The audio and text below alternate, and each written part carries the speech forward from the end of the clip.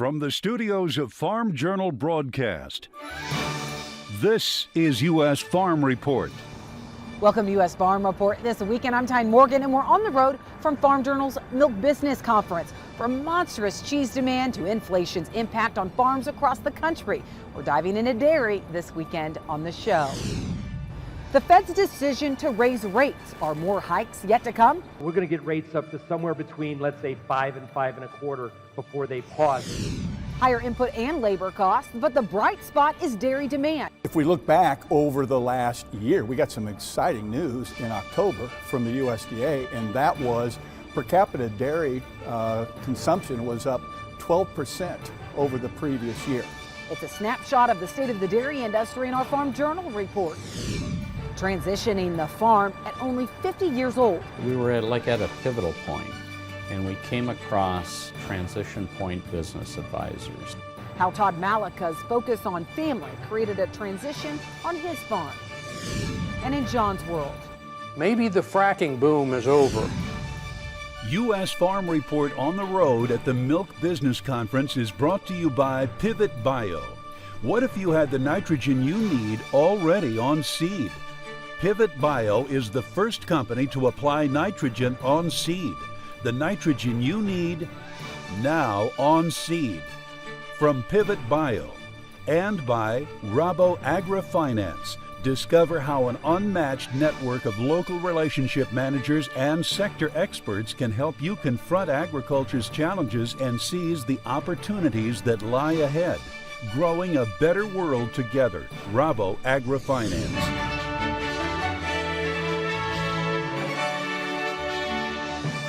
Now for the news, the big story this week, the weather as a massive winter storm made its way across the country this week.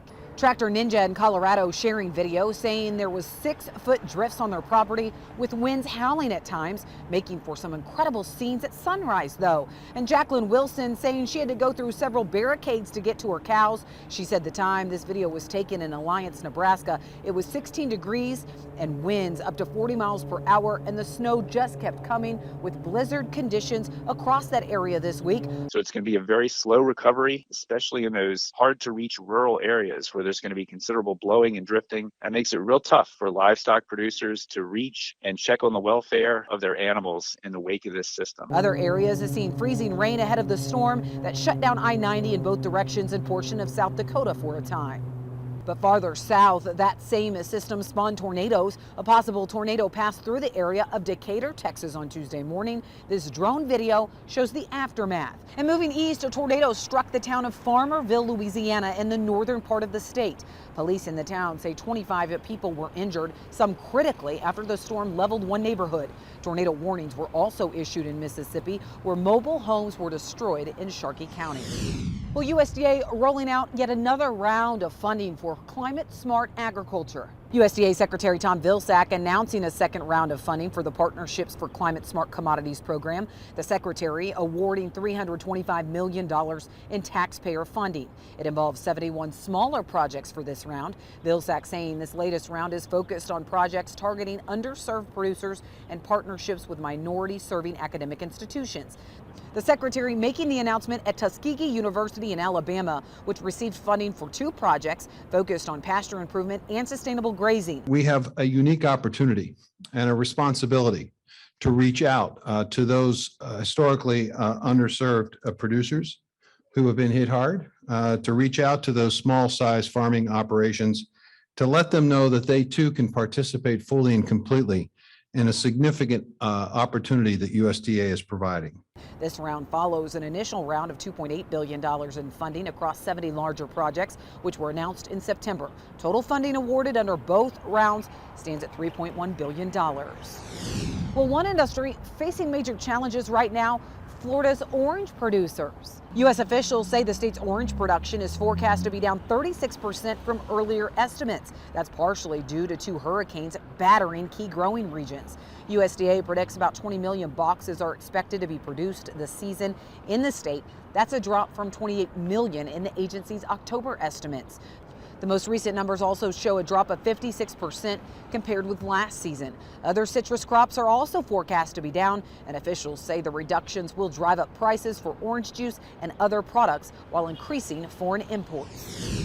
Well, the latest consumer price index shows that inflation is up 7.1%. That was less than what some analysts had expected, but still inflation is starting to impact consumers' buying habits. According to a survey conducted by Morning Consult, cream cheese sold at Walmart under its Great Value brand was the 8th fastest growing brand this year, competing against such brands as Meta, Crocs, and Adobe. And that shocked many people because store brand cream cheese isn't normally in the fight for the most popular product of the year, which shows that there's still big demand in dairy, but that consumers are trading down from name brand items due to price. That's it for the news. Well, as we mentioned at the top of the news, a major winter storm blasted the country this week, but is a bigger storm actually in store next week? We have a check of weather next. U.S. Farm Report weather is brought to you by H&S Manufacturing. With 5 models ranging from 1,300 to the large 4,200 gallon and the ability to provide an excellent spread pattern, H&S has a top shot side discharge manure spreader to fit your operation. Find out more at the H&S website. Time now for a check of weather with meteorologist Matt Urasovic. Matt, you tracked that major winter storm that blasted the west and blizzard conditions in the north this week. But are you keeping an eye on the storm coming next week, and could it actually be bigger than what some saw last week? That's right, Tyne. We're always keeping our eyes ahead, and this week ahead could bring another bigger system, impactful, especially for holiday travel, something we need to keep an eye on. But I wanted to start by showing you the jet stream here. Another little system moving through the middle part of the country could bring some rain and light snow to parts of the upper Midwest and the Great Lakes. But notice the cold air still well up farther to the north. As we head through the middle and latter half of the week, approaching Christmas weekend and all that Christmas travel going on, here comes the cold air. Just in time. That's going to head towards the East Coast. This is what we really need to keep an eye on, because a pattern like this warrants something going on here in the East Coast. Really need to keep an eye on exactly how things evolve through the first part of this week. Could be dealing with a snowmaker there for parts of the East Coast, maybe even the Ohio Valley as well. Temperatures this week, though, much below normal for most of the country, and that's because of that cold air going to be working its way on in just in time for Christmas. We're going to see above normal precipitation to the north as well and towards the East Coast. This is the area that we're going to keep an eye on as we head through just before Christmas. Again, Christmas travel could be impacted there, but not much going on in the southwest or the mid-south of the country. So here's a look at Monday, December 19th. We've got the little storm system here moving right through the middle of the country. May have a few flakes to the north, something to keep an eye on, but another system moving in to the Pacific Northwest, and it's staying chilly to the north, a little bit warmer off to the south and east with high pressure in control. But as we head towards the middle of the week, December 21st, the official start of winter, we're going to see some snow break out across the north. The northern plains here back into the northern Rockies. Better chance for some higher elevation snow back there. Some snow showers, though, breaking out along and ahead of our next system. That's coming with that push of some very cold air, but it's going to be mild out ahead of the storm system with mostly clear skies. Then this is as we head towards the 22nd and 23rd. This is Friday the 23rd, a system dropping through the parts of the northern Rockies, bringing some snow along with it. Cold air in place behind our system, which now could be looking at snow and somewhat heavy snow. Parts of the mid-Atlantic up into the northeast right as we inch closer to Christmas Eve. Something to definitely pay attention to if you're traveling anywhere in the mid-Atlantic or the northeast or even the Great Lakes as we head through the end of the week. Again, temperatures next week behind these systems still going to be well below average. That's something that we need to keep an eye on there. And here's a look at the precipitation. Could still be above normal in the East Coast and in the northern plains, but below normal through the middle part of the country. Something we'll continue to keep an eye on here. But again, keeping an eye on late week and some Christmas travel, something we really need to pay attention to. Tyne, back to you. Thank you, Matt. Well, the Fed announcing another rate hike this week, so are more on the way for 2023. Plus, what impact could that have on inflation? We sat down with our marketing roundtable guests from right here at the Milk Business Conference in Las Vegas. That's next. U.S. Farm Report is brought to you by Pioneer. Looking for the next big yield breakthrough? Then look to Pioneer. By combining industry-leading R&D with rigorous local testing, what's next happens here at Pioneer. Welcome back to U.S. Farm Report this weekend here from the Milk Business Conference in Las Vegas. A lot to cover on the program for our marketing roundtables. A great group lined up today. Dan, let's start about talking about the decision this week for the Fed to raise interest rates. We knew it was coming. It was kind of right on par with expectations. But do you think that we will continue to see those interest rate hikes as we head into 2023?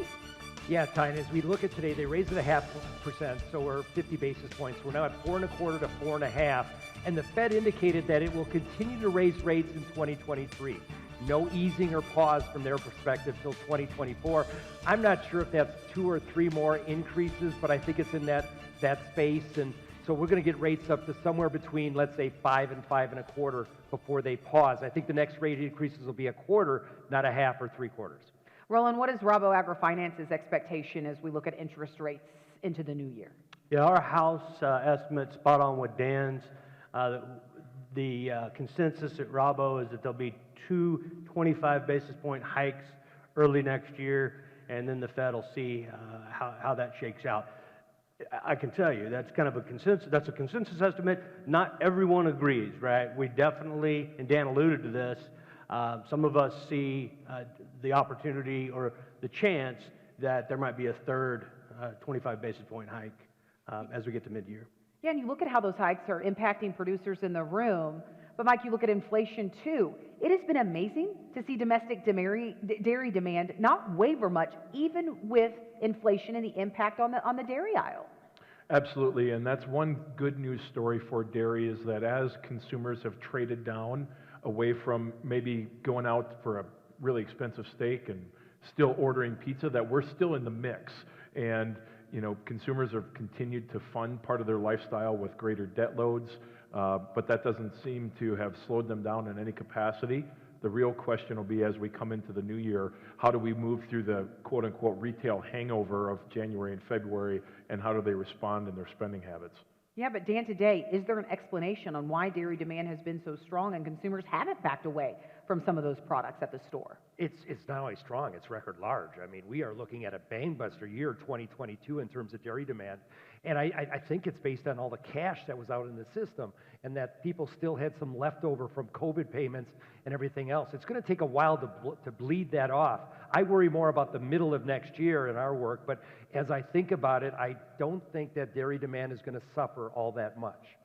Yeah, you look at things like McDonald's and their sales this year, and you know, talking to DMI, McDonald's, 80% of their menu includes dairy.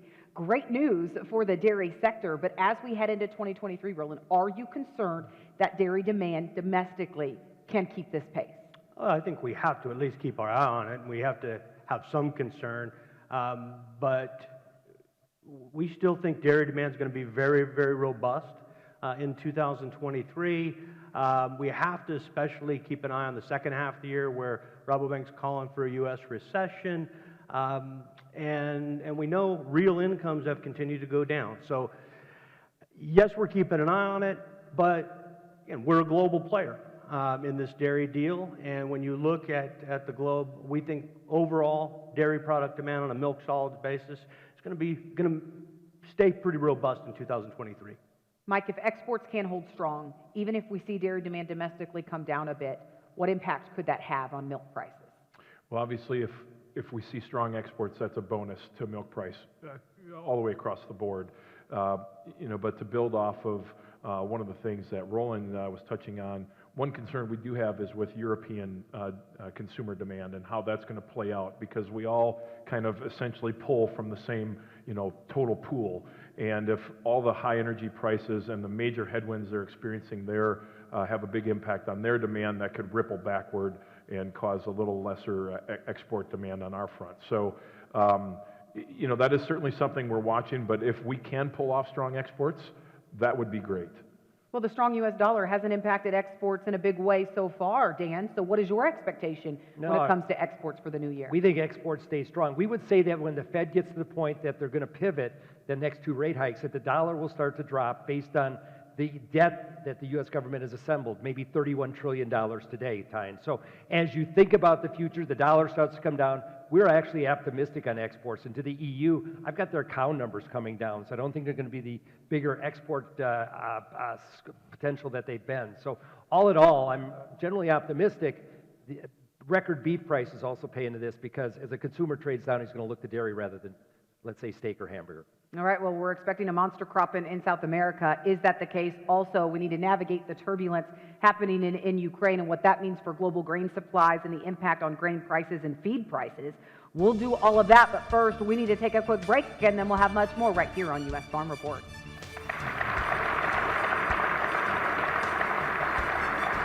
Your next piece of equipment is on machinerypete.com. Search equipment from dealerships across the country to find what you're looking for. Only on machinerypete.com. Well, prices at the pump are lower, but does it change the trajectory of oil demand? John Phipps looks at it this week in John's World.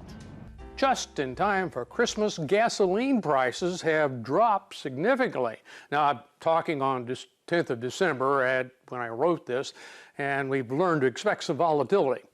Like other commodities, there are lots of rear-view mirror explanations for the decline, but the simplest is just the interaction of boring old market forces of supply and demand. The U.S. remains the largest oil producer in the world thanks to the tight oil or fracking revolution. For the last few years, excepting the pandemic, of course, when the oil market fell apart, the U.S. has also contributed most of the world's oil production growth. This was the fracking boom, and notice I'm using the past tense.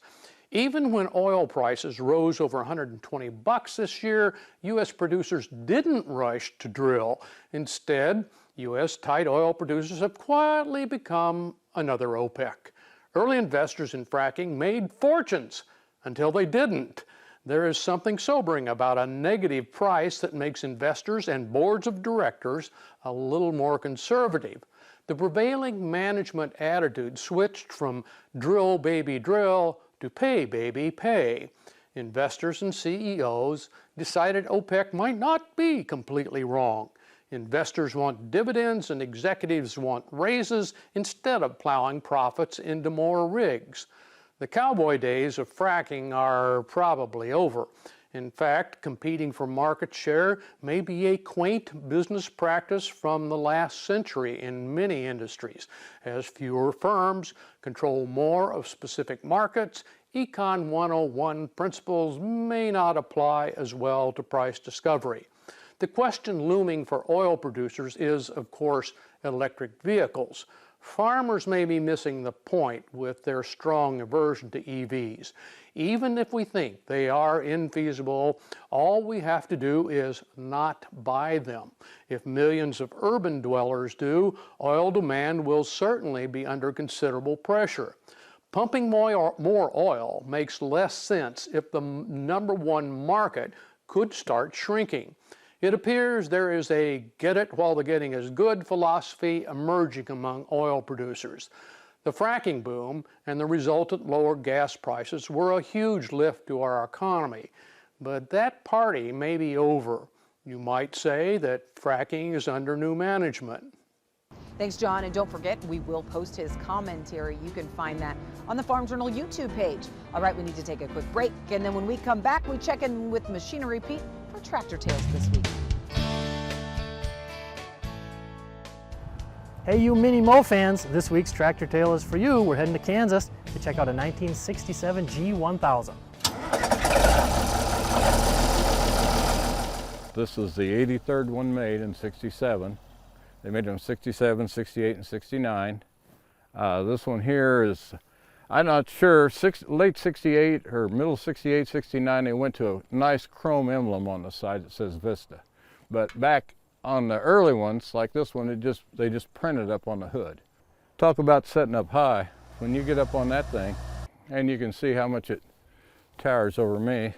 So, yeah, I first saw these things 67. I was going to Lawrence High School and driving into Lawrence. Of course, I had to pull in and look at them and come home and tell Dad we needed one. But That never happens, so. That's kind of where I really always wanted a Vista. I didn't think I'd ever find one. Well, with today's tractors, it's nothing, but you know, back in the day, you thought, man, I'm a big timer. Yeah, you feel like you're on a tour of the world up there. I mean, you can really see what's going on. Thanks so much, Greg. Well, from water concerns to growing dairy demand, what's the state of the dairy industry? That's our Farm Journal report as we bring you coverage from the Milk Business Conference next. U.S. Farm Report is produced and distributed by Farm Journal Broadcast.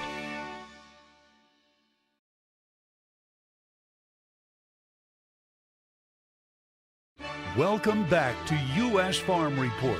Trusted, timely, tradition. Welcome back as we're bringing you the show from Las Vegas this week. Well, dairy demand has been something to celebrate this year. Despite the higher prices at the store with inflation, dairy demand domestically is actually on record pace. But there are still some hurdles of concern for dairy farmers as they enter 2023. So what is the state of the dairy industry? That's our Farm Journal report this week with Michelle Rook.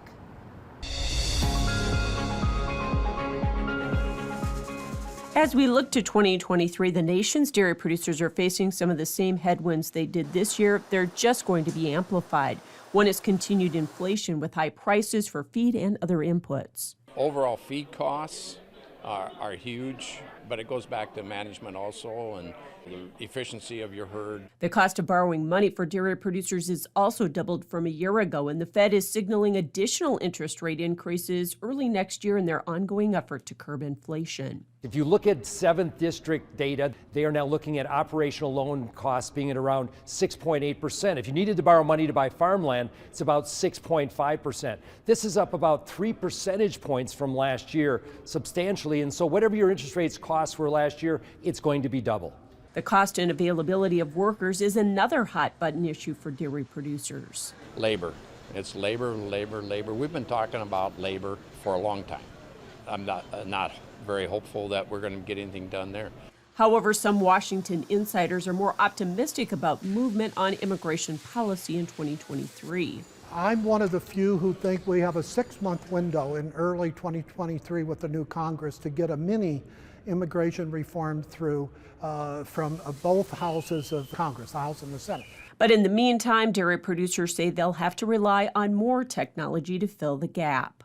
Robots are becoming more and more popular, and so it's a case where we just hire, pay for our labor up front and by using a robot. The other challenge dairy producers have turned into a positive is the goal of carbon neutrality in the food sector. In fact, the dairy industry has stayed ahead of the sustainability curve with some ambitious goals. One is greenhouse gas neutrality by 2050 for the entire industry.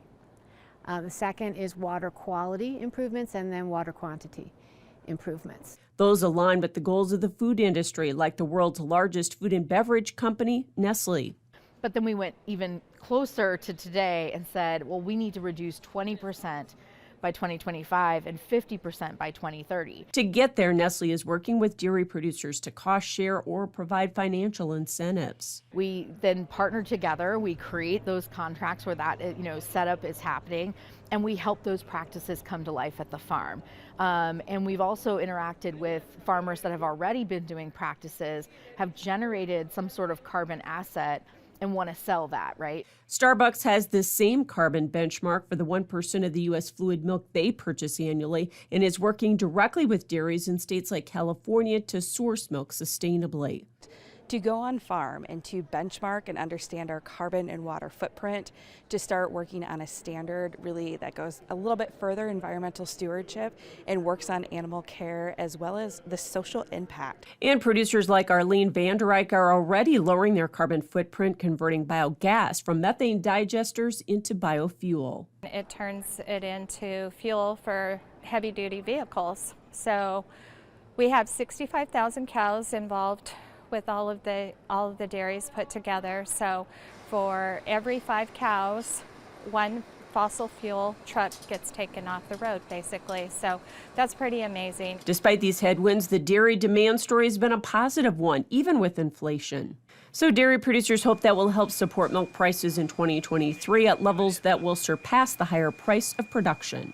I'm Michelle Rook for U.S. Farm Report. Thanks, Michelle. Well, feed prices did eat into some outlooks this year. So are analysts bullish or bearish on grain prices as we head into 2023? Our marketing roundtables continue from the Milk Business Conference next. Farmer to Farmer, the Conservation at Work video series features real stories, real successes, real quick. See what's possible at farmers.gov/conservation. Welcome back to Milk Business Conference here in Las Vegas. All right, talked a lot about demand, exports, all of that in the first roundtable. But Roland, let's start off by talking about feed prices.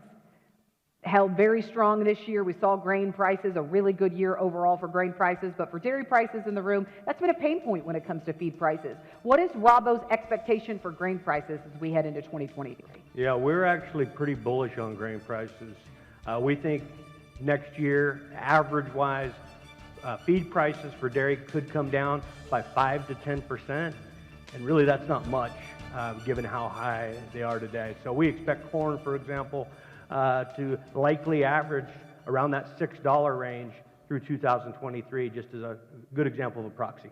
Mike, what are your expectations? Do you agree? I tend to agree, and as we interface with our grain clients, what we see is, given the higher cost of production, which through the Midwest we're gauging somewhere between $5.50 to $6 on corn, to incentivize that corn planting, we're going to need to see prices at those levels to make it go in the ground. And with a tighter balance sheet, ultimately I think there's enough of a speculative play to keep things afloat at these current levels. Well, Dan, I don't have to ask you if you agree because I know you don't agree. So what are your expectations for grain prices in the new year? I'm wearing claws today. So, as you think about the grain markets, we're a little more bearish, and I think it's due to the slowing U.S. export potential. I'm a little concerned about ethanol, which has no growth, and then I've got this monster, and I mean it's a monster soybean crop growing in Brazil. So as I think forward, if we don't have a weather problem in Argentina, I believe that next year December corn can trade well under $5 a bushel, and that there will be relief to the U.S. dairy farmer. In particular, as all this new crush facility starts to come online in the fourth quarter of next year, meal prices should come down because of renewable diesel. So as we see it, we're starting to turn relatively negative, Tyne, on the outlook for feed and grain. Roland, are there any caveats there? I mean, you guys said that you were pretty bullish, at least to maintain at these levels. So is it the situation in Ukraine? Really, what do you see as the biggest support factor for grain prices this next year? Yeah, big support factor. Mike mentioned some of it. That is the incentive to get it planted. When we look at our models and we look at the acreage restrictions in the U.S., for example, I mean, we've got a lot of acres planted. And when you look at historical acres versus what we have today, there's not a lot of room to do a heck of a lot more. So that's one of the most bullish factors. And I think Dan mentioned, I think the important caveats there. Like I said, so far Brazil, planting weather has been ideal. So that's a piece of the puzzle. We absolutely agree on much lower meal prices for the foreseeable future, for years, as all this crushing capacity comes online. Agreed. And as we look at South America, there's no way around that conversation. Acreage is going to be up. They're going to have a great potential there. We have to get it through the next 2 months of weather to really put an exclamation point on that. And so we're certainly watching that, and I think that's why we've been able to continue carrying a premium in soybeans, despite some of that very material fact. Bottom line, though, on the corn side, though, 80% of the U.S. is in some form of drought right now, and I don't think we're going to be able to get off the gas pedal on keeping prices where they're at. If we can grow a great crop in the United States, I can start to get behind some of Dan's comments, but we have a 1.2 billion bushel balance sheet, and we haven't proven that we're going to be able to raise a crop yet. So we've got to get that taken care of as we go forward into 2023, and if we can do that, then we can start to bring prices down. Well, and the drought had an impact on the cotton crop this year, and we know that impacted the amount of cottonseed available for feed and things. But you look at cotton prices today, there's not a big incentive to plant cotton at this point. So where do those acres go? Well, they're going to go to, we're talking about the Delta. They'll go to soybeans, or they'll go to another minor oilseed, or maybe even corn. But, my problem I have today is that Ukraine in the Black Sea is going to export a record amount of wheat, and they're following behind corn. So as long as that corridor stays open, and Ukraine's offering corn so cheaply now, even with the Board of Trade, Brazil is going to export 7 million tons of corn this month. I think as you look down the road, we're just non-competitive. And so my problem is the domestication of the U.S. grain industry, Tyne, and that we need to fall to where the rest of the world is. Roland, what is your advice for farmers in the room today as they look at some of these unknowns for 2023? Yeah, absolutely. Somebody said it best. The train that you can see coming usually doesn't get you. As far as locking in feed, take advantage of the dips in feed prices as we roll forward in the coming months, and do some hedging on those opportunities. That's going to be critical. Mike?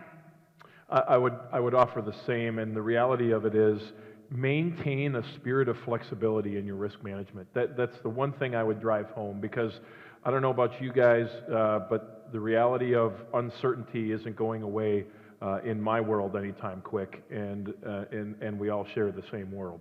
So be flexible in how you approach these things.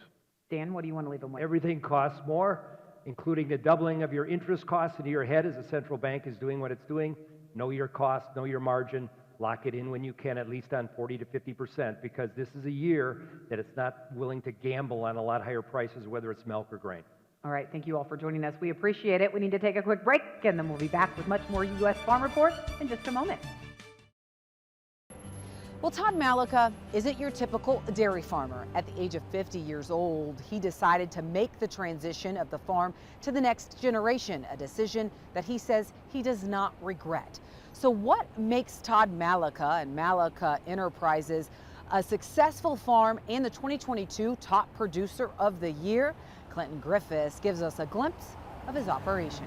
A quick stop to see Todd and Louise Malika in Villard, Minnesota, and you'll find a farm rooted in family. I've had to learn how to do this to balance between work and family. And it's something that isn't easy to do. We actually were milking in 2 different places, through the earlier parts of our marriage. And we decided, well, if we're going to either get bigger or we're going to go out of it, and we decided to go larger and get into a bigger operation. And that's what they did, all while homeschooling now 7 kids. Today, they milk about 1,200 cows, are raising about 1,000 replacement heifers. They farm 2,500 acres and custom farm thousands more. There's also a precision lagoon pumping business and a sand and gravel pit. Plenty for the next generation to grow. From social media and marketing to managing the calves, 5 of their 7 kids remain active in the operation, which today is as diverse as their children's abilities. We have dairy, we have cropping, we have custom work, but then we also have a gravel pit. Todd says each piece of the operation is a complement to what they've always done. But our custom work, we do a fair amount of straw baling and then forage harvesting. They're also cultivating a culture that's helping build success. I have a simple saying, and the simple saying is this: good people attract good people. From their lenders to accountants, on and off the farm, this team is thriving. We were at a pivotal point, and we came across Transition Point Business Advisors. And in 2011, the Malikas identified values that set a foundation for growth, focused on things like drive and candor. The values are a measuring stick for success. It's about integrity, empathy. We have to, through empathy, we not only have to know how the person is feeling, but more importantly, how our customer is feeling. Put ourselves in their shoes. Todd and Louise have helped create a vision for the future generation, amplified in meetings every Monday morning. We have things simply color-coded, green, yellow, red. We've set up all the parameters. Now the scorecard is something that is for us. It's what makes our operation work good or financially profitable. One family pursuing one mission with eyes on the future. It really fills your heart when you can see your next generation coming involved and taking up the reins. In Villard, Minnesota, I'm Clinton Griffiths reporting. Thanks, Clinton. I actually hosted a panel with Todd here at Milk Business Conference this week. What an inspiration. All right, when we come back, these record high land prices across the country, how is it impacting farmers' ability to grow their operation? Customer support is next. Why can't young farmers buy farmland? There's recently been record farmland sales across the country. Just a few weeks ago, we told you about that one sale in Iowa for $30,000 per acre. And some of these record sales aren't investors making these big purchases, it's actually farmers. John Phipps digs into the topic of farmland this week in customer support. Doza from Fruita, Colorado asks a persistent question. How can young farmers compete to buy property when everybody from around the globe can buy property in the U.S.? Well, the short answer is farmland is expensive and beyond the reach of young farmers because of other farmers, not foreign buyers. They drive up the market. The monotonous slanted journalism about foreign ownership is always focusing on how much foreigners own, which is less than 3%, and ignore the decades it took them to acquire it. In any given year, foreign buyers are a trivial portion of farmland sales. Farm realtors and auctioneers know the truth. American farmers buy the overwhelming portion, and domestic investors almost all the rest in any given year. Recent eye-popping sales in Iowa, $30,000 per acre, and Pennsylvania, $54,000 per, were bidding frenzies between farmers, not foreigners. Starting from zero is an abiding nostalgic myth about farms and hard work that no longer has a basis in reality. Farming is about capital, not labor. You have to go back before my generation to find examples of true bootstrap operations. Hard physical work then could substitute somewhat for money needed to buy or rent land. Land is expensive almost entirely because young people years ago somehow got lucky enough to work and save to become the old people buying land today. I have also been troubled by the enduring belief that anyone who wants to farm should have a chance to farm, that desire is enough.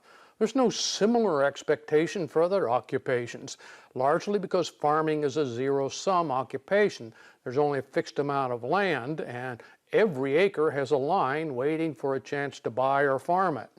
Young people can't buy car dealerships or restaurants or become engineers or other small businesses simply because they want to. They have to have money or training, and few find those cases unfair. Nor will financial assistance necessarily make it possible. It is a rare asset that can pay for itself and provide an income stream at the same time. The young person entitlement attitude also runs headlong into another cherished farm value, family farms. We revere the multi-generational farm image, even though it is opportunity there is based on birth, not ability or free market forces. There are first-generation farmers, but they are so rare as to be guaranteed ag media coverage as an example that can be followed, a theory lacking much proof. Young farmers are priced out of the farmland market because farmland is the best investment by far for other farmers. Thanks, John. Well, milk and dairy, does it actually do the body good? That's next. Welcome back. Well, does milk actually do the body good? The Dairy Checkoff is now doubling down on the science to prove the nutritional benefits of milk and making a unique partnership along the way. It's all in efforts to drive consumers to drink and consume more milk. You probably remember this campaign, Got Milk. While it was iconic, Dairy Management Incorporated, or DMI, says the campaign didn't drive milk sales. Instead, fluid milk sales have been on the decline for decades. Consumers are buying more dairy as a whole, especially things like cheese, ice cream, and butter. But fluid milk has not seen the same trend. So DMI is starting a new collaboration with the Mayo Clinic. We've just entered into a new collaboration with the Mayo Clinic. Part of that is a result of National Dairy Council, which I think a lot of farmers often forget. National Dairy Council is part of the checkoff. It does the nutrition research, the nutrition education.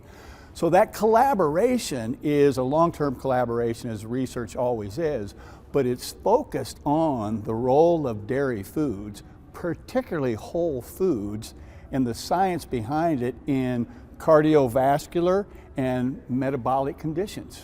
So that work is being done with a collaborative scientific party of both groups. It'll be a while before we see the research, but it's quite exciting. DMI is also betting big on partnerships with large food chains like McDonald's and Domino's, and it's paid big. DMI says 80% of McDonald's menu includes dairy, but the big success story is Domino's, a company that now is dubbed a cheese company and one that has built a business on putting more cheese on pizza. And we invite you to join us next weekend for our annual Christmas in the Country special. From raising a reindeer to the perfect tractor gift to an ag teacher that was really unexpected, to taking corn from your farm and bottling it and turning it into whiskey. A Nebraska farmer has made quite the business, and it could be the perfect gift this Christmas. Join us for those stories and more next weekend in Christmas in the Country. Plus, don't forget to register for a chance to win a Farmall pedal tractor. Time is running out. We will announce the winner next week, so go to that link on your screen and be sure to register for this gift from Case IH. Well, that does it this weekend. Thank you for joining us. Be sure to rejoin us next weekend as we continue to work and build on our tradition. Have a wonderful weekend, everyone.